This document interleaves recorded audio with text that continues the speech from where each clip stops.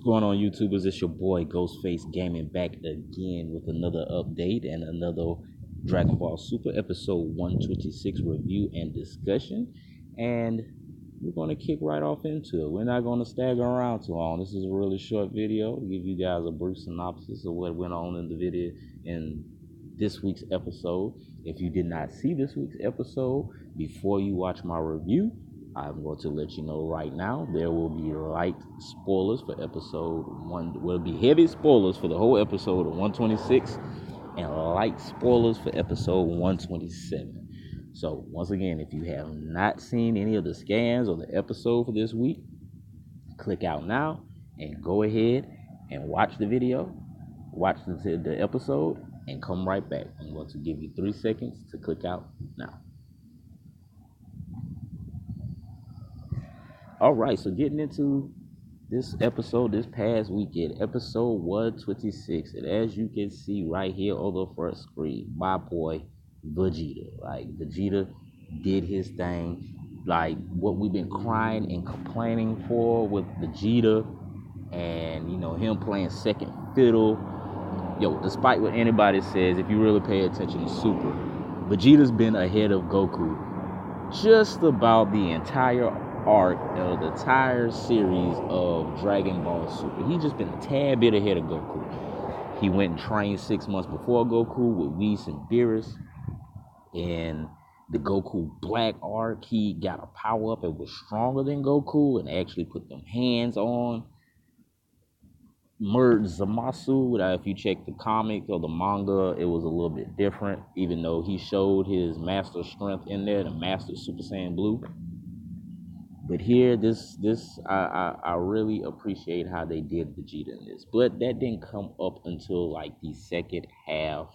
Really, the last 10 minutes of the episode.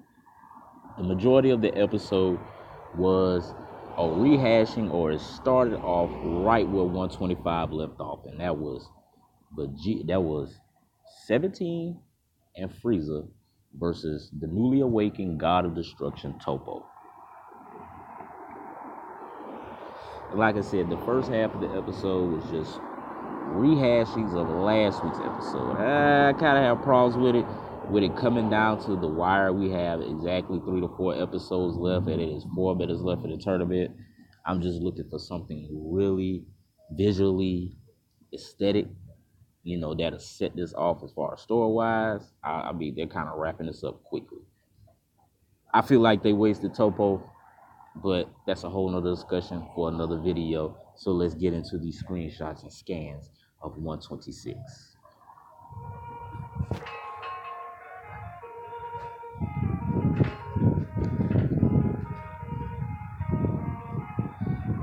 Got the first scan you see here popping up. This our boys, 17 and Frieza, looking shocked as, of course, Toppo is powering up to his max and getting ready to go in for the attack.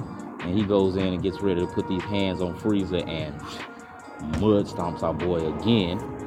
As he's powering up, 17 jumps in and starts hurling rocks at him.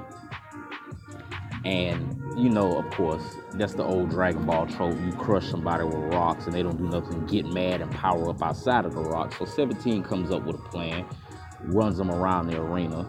And after he dumps the rocks on him, of course, like I said, he busts right up out of these rocks. But he is offset by Jiren, Goku, and Vegeta's fight. The power from that fight is catching his attention. So he jumps away from this fight, goes over to their fight, and him and Jiren give each other that homeboy nod like, bro, let's do this. But in the midst in this shot you see right here is when he was fighting 17 and Frieza used his paralysis from Namek. Remember that? When he holds your body like paralyzed? But right here is where him and Vegeta, he tells Vegeta, yo, I'm your opponent, knocks him out the way, and they get ready to fight. And Vegeta is rushing in right here. But this is a little bit later. What we're going to get to right here while I pause the music is when him and Vegeta gets ready to fight. And they begin fighting, and he really puts the mud stomping on Vegeta at first. I'm talking about he's putting hands all over Vegeta at first. And it catches Vegeta off guard. But then, in the midst of all this, They have somewhat of a shootout. He punches Vegeta through a bunch of rocks, and it's almost like, let's see right here, he's powering up what looks like to be the supernova or one of Frieza or Cooler's moves, or almost like Beerus' Ball of Destruction. He powers up right here because he has Vegeta knocked through some rocks. And I don't know if you remember the Major Vegeta and Goku fight when he had Goku on those rocks. It's kind of the same thing minus the key cuffs. So at this point, like I said, Toppo says he can't destroy, so he begins to power up and thinks he's going to take out Vegeta. Vegeta remembers his Saiyan pride and his promise to Kaba, and he remembers his wife Bulma and Trunks and and Bra, his daughter Bra. So he powers up his final flash here. Now they have somewhat of a beam struggle. In the midst of this beam struggle, his final flash is not strong enough to destroy the Hakai, but he's able to get out of the way, Hakai. Now, one thing I didn't like about the Toppo's acts in this part of the tournament is, man, he spammed the hell out of that Hakai. His God of Destruction for Moose said, damn it, just destroy everything without killing him. And I really didn't like how he spammed the Hakai. Now, this here clearly states that Vegeta and Goku are now above the place of gods, or now above the strength of gods. But we have to say that Toppo may just be the weakest God of Destruction next to Seadra. Next to Seadra, he is just the weakest God of Destruction. Why? Because he's just learning his power, and he's just learning how to master it. So a better, experienced fighter like Vegeta, this was up his alley. This was directly up his alley. And right here is where Toppo charges up his final Hakai. And Vegeta tells him, you know, you threw away everything to be a god of destruction. You threw it all away for this power. And it means absolutely, positively nothing. When I say nothing, Vegeta charges up all his power into this punch right here. Something like what Vegito did against Zamasu. And he burns straight through Toppo's Hakai. And right here in this scan or screenshot, what you see is the after effect. Now, I don't know if y'all once again remember the Majin Buu art from Dragon Ball Z, but this episode pays a lot of homages to that and Planet Namek's battles. Right here in the where you see Vegeta is shirtless. This is a new theme going on for the last couple episodes, but Vegeta is shirtless. The reason why, if you remember when he fought Majin Buu, his final atonement for all the evil he had done all his life, he blew himself up with what's called the final explosion. Except then in the final explosion, he died. Now here with Vegeta being Super Saiyan Blue, Ultra Blue, Super Saiyan Blue, Power Beyond the God, whatever you, Limit Breaker, Vegeta, whatever you want to call this new transformation in form, with his body is strong enough not able to withstand that final explosion. Therefore, he survived. But as you can see here, Vegeta is completely drained. I don't know if their little Zenkais will work at this point, but right here, he is completely drained, out of power. Crazy, like crazy. The last half of this episode was just aesthetically amazing for the eyes, you know what I mean? And here, once again, if you have seen the episode and haven't seen any of the spoilers or leaks for 127, this scare right here shows you exactly the brief synopsis of 127. Now, Android 17, I never expected him to make it this far, especially not over Gohan, but I guess it's for the fact that he has infinite key energy and infinite stamina, that he's made it this long, and obviously he's a excellent tacticianist and strategist. But this right here, I believe, will be Android 17's final stand, because it calls it the final barrier, and his barrier is something not to be played with. Like, he has expanded this barrier and mastered this barrier to the point of no return.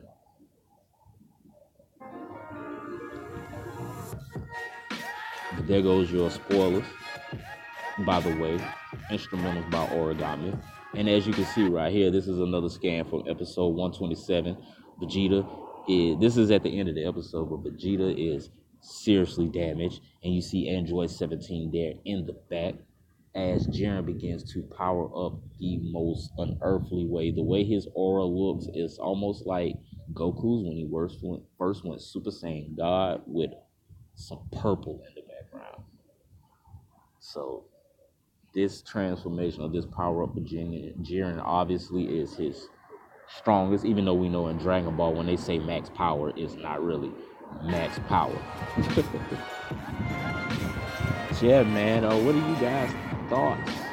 And what are your theories that's going to happen for the next episode? I've got Cat Williams' face here because I'm really tripping on the change in Jiren's personality. As far as we know, as far as we've seen Jiren in this episode, or as far as the arc of Dragon Ball Super, he's been like a completely drab and dry individual, personality-wise. But at the end of the episode, he's smiling. He calls his homeboys pathetic, and he wants wreck. So I'm saying, is this like what he's always wanted, or is they really tripping?